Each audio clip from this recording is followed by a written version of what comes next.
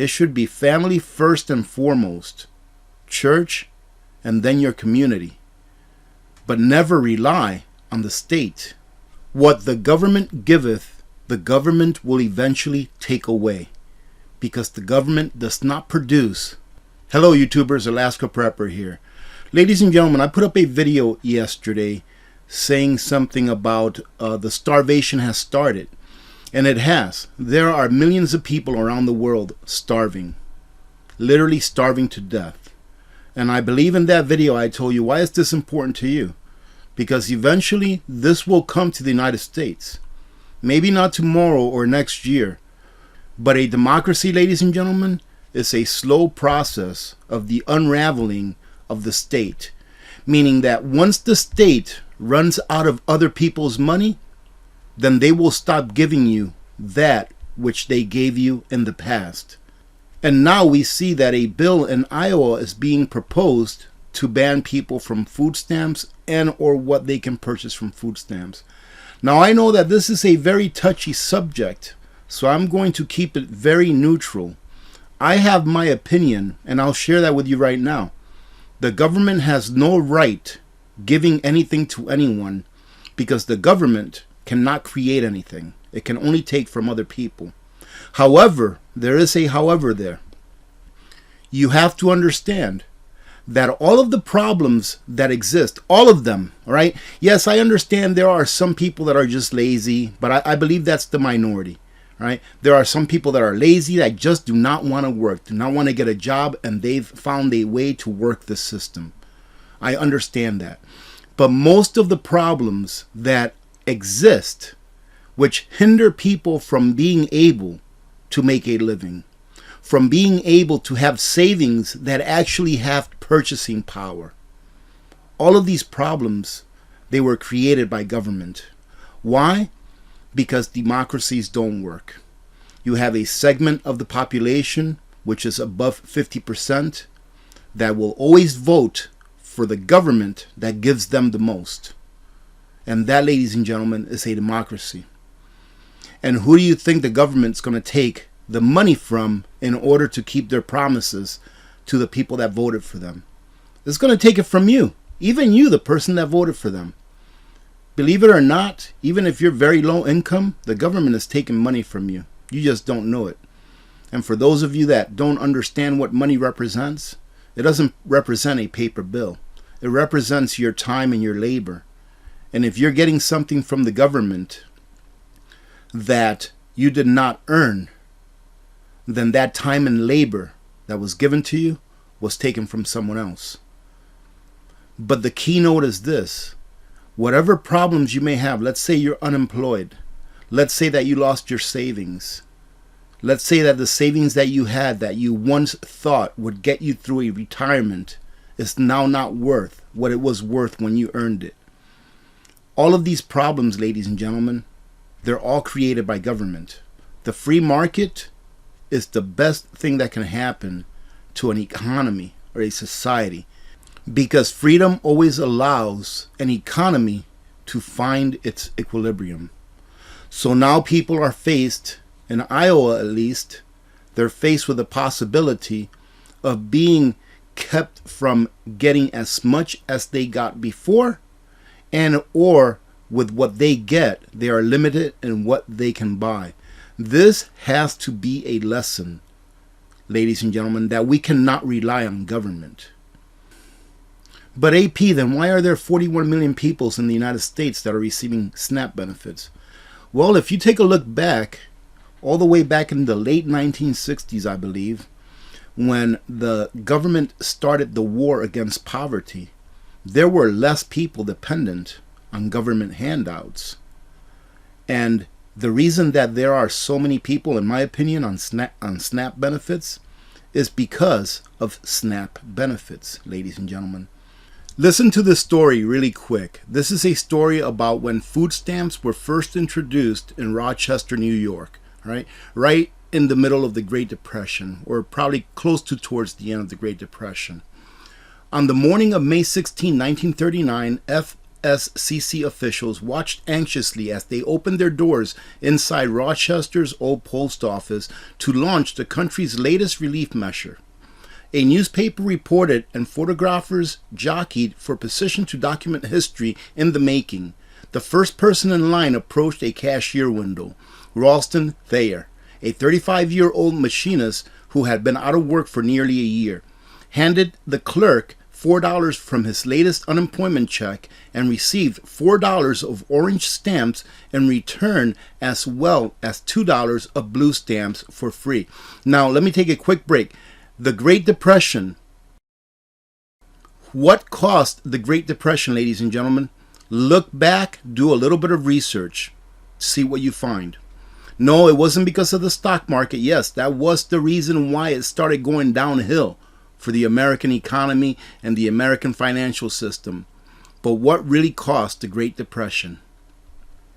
The orange food stamps could be redeemed at any 1,200 participating Rochester groceries for any goods on the shelves, while blue stamps could only be used to buy surplus agricultural items such as butter, eggs, prunes, flour, oranges, cornmeal, and beans.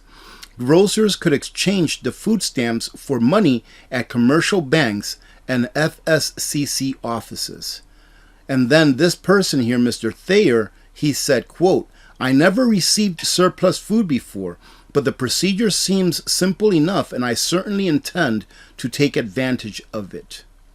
Throughout the day, approximately 2,000 Rochester residents follow in Thayer's footsteps. For every $1 of orange stamps that they bought, they received 50 cents worth of blue stamps for free, thereby expanding purchasing power by 50%.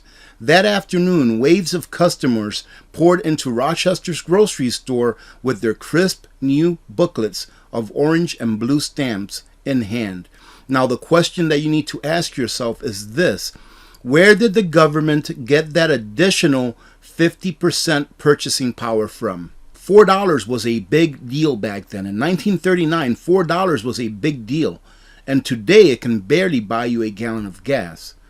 That there is a little bit of proof for you that the government has been devaluing the dollars ever since, because back then a dollar could buy you, a whole bunch more than what can today. So the same people that are receiving these benefits then and the same people that are receiving these benefits now, they themselves are paying the price for those benefits or entitlements, whatever you want to call them.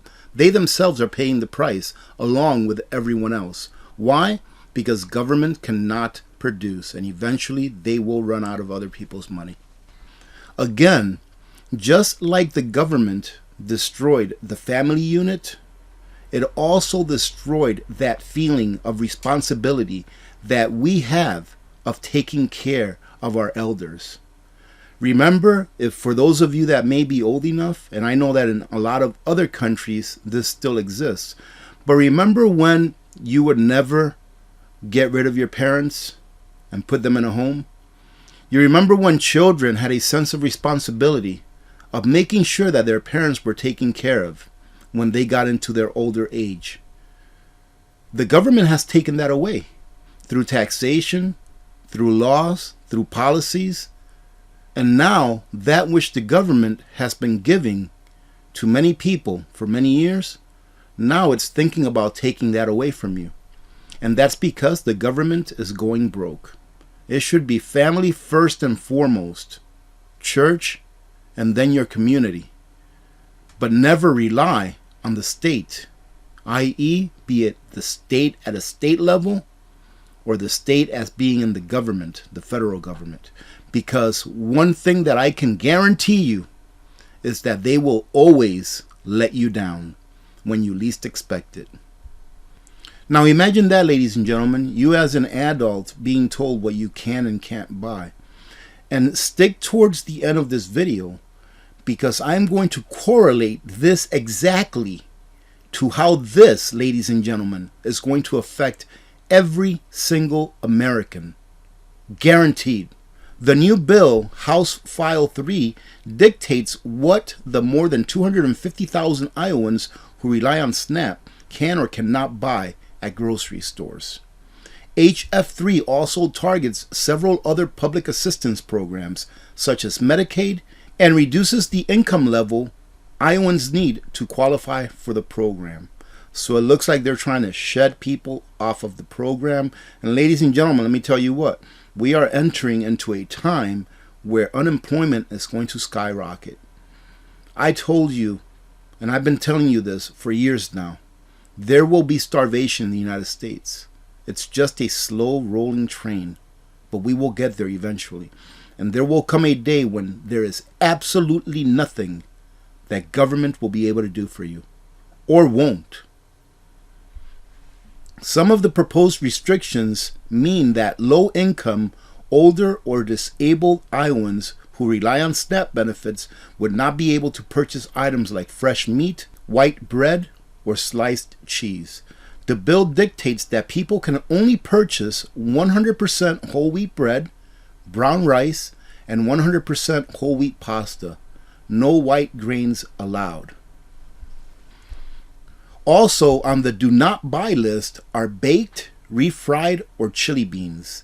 Instead, recipients must purchase black, red, and pinto beans. Cooking oil, spices, and salt and pepper would have to be crossed off the shopping list, along with soup and canned vegetables and fruit. So pretty much just nothing but the very, very basics. Fresh meats are off the table, as Iowans would only be able to purchase canned products like canned tuna or salmon. Sliced, cubed, crumbled, and American cheese would also be eliminated. And here this person says, I don't think the 39 co-sponsors of this bill know just how restrictive it is, and that it would ban meat. They do know, ladies and gentlemen. Don't make this a right or left kind of a thing. The reason that we are here is because of the right and left thing. That is why. If you're one of those people that are going to leave a comment down here saying, oh, it's those darn Republicans. Yep, it sure is. It is those darn Republicans. But it's those darn Democrats too. It's both of them. The government is not supposed to take care of anyone. Period. However, I am understanding and I am empathetic of this situation if it passes. Why? Because it is the government that has put us in this situation. Had the government never started telling people that they would take care of them, we would never be in this situation, ladies and gentlemen. And that's something that you can take to the bank. The bill also proposes limiting SNAP recipients' assets to the federal guidelines, which mean families wouldn't be allowed to use the program if they had more than $2,750 on hand. So if you had $2,750 in savings, you can't use the program. Or $4,250 if they have someone in their house that has a disability or over the age of 60.